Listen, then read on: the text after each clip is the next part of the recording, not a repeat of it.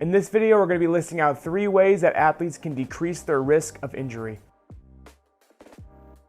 Hey, Ben from BarbellCoalition.com here. When it comes to training, working hard and hitting big goals in the weight room or on the field can be an exhilarating experience. But we can't ignore the fact that when we're training hard, there's always going to be some sort of risk of an injury happening. After all, we are pushing our bodies physically when we train, and we're counting on our bodies to keep up with all the stress that we're placing on it. While an athlete is never going to be 100% injury proof, there are ways that we can significantly decrease the risk of an injury occurring. And we're going to list out 3 of those methods right now. The first way you can decrease your risk of injury is to constantly sharpen up your technique. So let's be honest, hitting a big PR in the gym with everything you've got can be a really fun experience. It's great to see our numbers go up and up as we train, but oftentimes athletes will become so concerned with the number and the weight they're lifting and not concerned enough with their technique. Most times athletes will forget about technique sharpening as they get further along into their lifting careers because they assume they already know how to squat, so what's left to learn? But as we add more weight to the bar,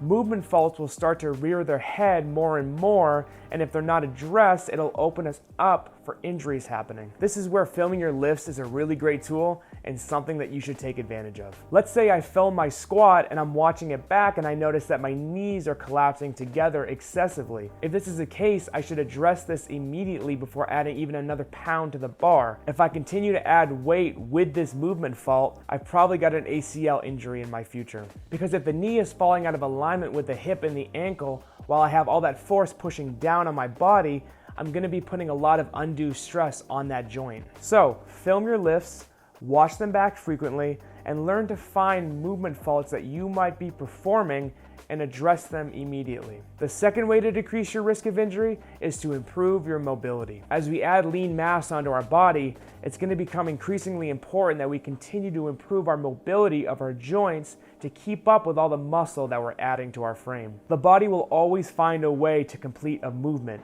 but the path it takes to get there may not be the correct one. So again, we can look at the squat, for example.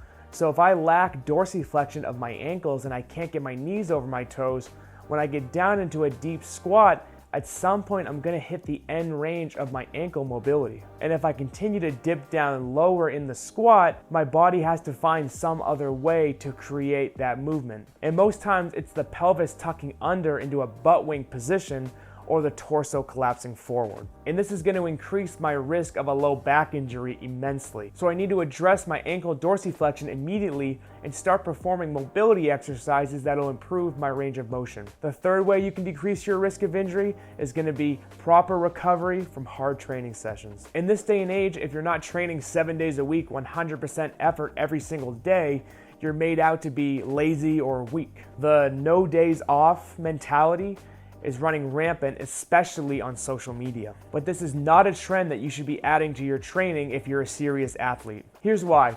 The relationship between training stress and recovery need to be optimally balanced for strength and power gains to occur. Because our bodies grow stronger by adapting to the stresses that we place on it in training. When we place a stress on our body, we send it into a temporary state of fatigue that's under our normal baseline homeostasis. And in the recovery from that fatigue state, our bodies will supercompensate by bringing our baseline temporarily above where it was before we trained. If we can continue to get our bodies into that supercompensated state, our bodies will start treating that supercompensated state as our new baseline homeostasis. But if we're training 100% max effort every single day, our bodies won't have the opportunity to adapt to the stress that we're placing on it, and therefore will not grow stronger and will instead remain in that state of fatigue. And if we're overstressing our nervous system like this, it's going to drastically increase our risk for an injury. So if you do want to make strength and power gains,